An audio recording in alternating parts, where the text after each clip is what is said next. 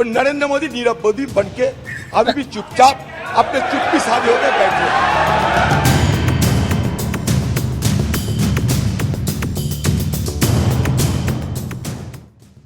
अधीर रंजन चौधरी नेता प्रतिपक्ष हैं, लेकिन भाषा की मर्यादा का जैसे उन्हें एहसास ही नहीं है। उन्हें जैसे ज्ञात ही नहीं है कि किसके लिए किस तरह की भाषा का इस्तेमाल करना होता है, किस पद की क्या गरिमा होती है। क्योंकि अगर अधीर रंजन चौधरी को इस बात का एहसास होता तो वो नहीं कहते जो उन्होंने सदन में खड़े होकर पीएम मोदी के लिए कहा। नीरव मोदी से पीएम मोदी की तुलना कर बैठे थे अधीर रंजन चौधरी। सुनिए। जो मर्जी वो कहते रहते। तो मैंने सोचा कि नीरव मोदी सारे जिंदगी के लिए हमारे से दूर चले गए, लेकिन अब पता चला नीरव मोदी दूर नहीं गए। मणिपुर की घटना देखने के बाद मुझे यह पता चला नीरव मोदी यहाँ हिंदुस्तान में जिंदा है और नरेंद्र मोदी नीरव मोदी बनके अभी भी चुपचाप अपने चुप्पी साधे होकर बैठे हैं। सुना आपने, ये भाषा है नेता प्रतिपक्ष की देश के प्रधानमंत्री के लिए। खैर, शायद नेता प्रतिपक्ष ने सोचा होगा कि नरेंद्र मोदी सरकार इन भगोड़ों को वापस लाने के लिए कुछ नहीं कर रही है, लेकिन ऐसा नहीं है। मोदी सरकार एक ऐसी सरकार है जिसका ध्यान हर तरफ होता है। तभी तो देखिए भगोड़ों के लिए मोदी सरकार ने क्या इंतजाम किया है। आर्थिक भगोड़ों को कंगाल करने के लिए मोदी सरकार ने बड़ा प्लान तैयार कर लिया है, जिसकी धार इतनी पैनी है कि चोट 7 समंदर पार तक लगेगी। जो जहां छिपा होगा, पूरी दुनिया में जहां कहीं भी होगा, वहां तक नरेंद्र मोदी सरकार के इस वार की आंच पहुंचेगी। शनिवार को पीएम मोदी ने इस तरफ इशारा किया। उन्होंने भ्रष्टाचार विरोधी G20 मंत्री स्तरीय समूह की सभा में बताया कि हमारी सरकार आर्थिक अपराधियों का आक्रामक तरीके से पीछा कर रही है।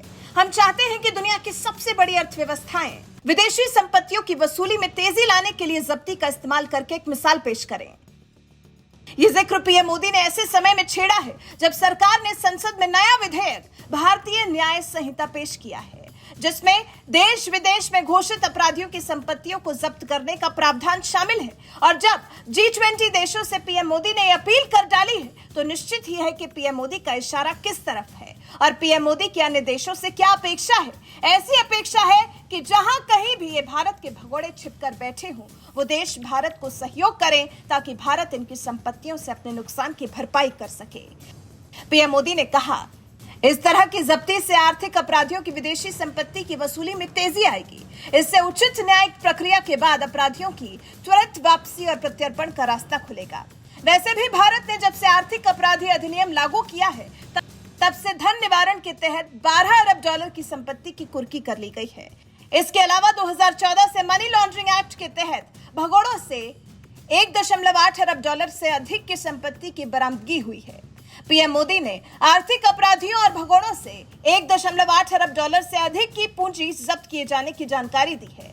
उन्होंने धन शोधन रोकथाम अधिनियम का भी उल्लेख किया, जिसकी मदद से अपराधियों के 2014 से $12 अरब की संपत्ति की जब्ती का खुलासा हुआ। We enacted the Economic Offenders Act in 2018. Since then, we have recovered assets worth over $1.8 billion from economic offenders and fugitives. Under the Prevention of Money Laundering Act, our government has attached assets worth more than $10 billion in 2014.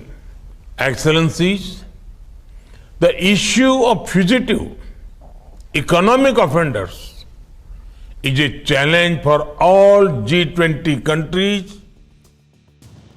PM Modi ने संपत्ति का समय पर पता लगाने और अपराध से होने वाली आय की पहचान करने की महत्ता को रेखांकित किया। पीएम मोदी ने कहा, G20 देशों के सामूहिक प्रयास भ्रष्टाचार के खिलाफ लड़ाई में महत्वपूर्ण योगदान दे सकते हैं और अंतर्राष्ट्रीय सहयोग बढ़ाकर एवं भ्रष्टाचार के मूल कारणों से निपटने वाले मजबूत कदमों के कार्यान्वयन के जरिए एक बड़ा अंतर लाया जा सकता है। पीएम मोदी ने जिक्र किया कि उन्होंने साल 2014 में अपने पहले G20 शिखर सम्मेलन के दौरान G20 के सभी देशों और ग्लोबल साउथ के सामने मौजूद भगोड़े आर्थिक अपराधियों की चुनौती पर बात की थी।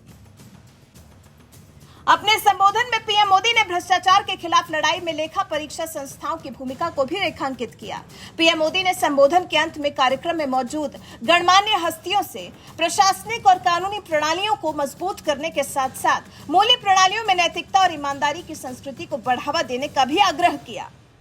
The recovery of foreign assets, G20 countries can set an example by using non-conviction-based confiscations.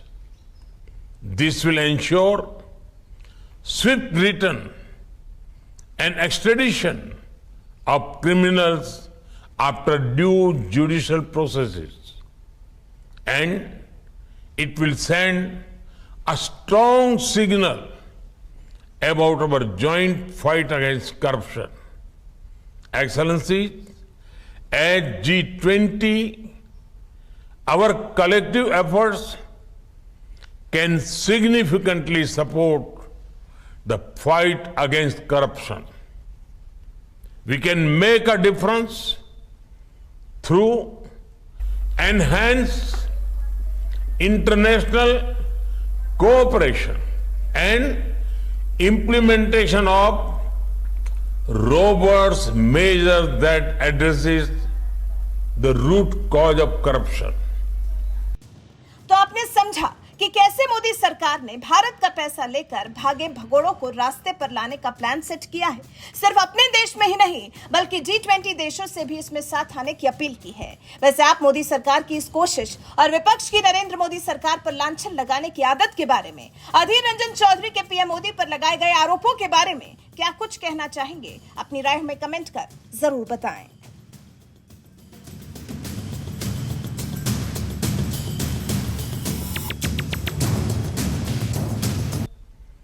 Through enhanced international cooperation and implementation of robust measures that addresses the root cause of corruption.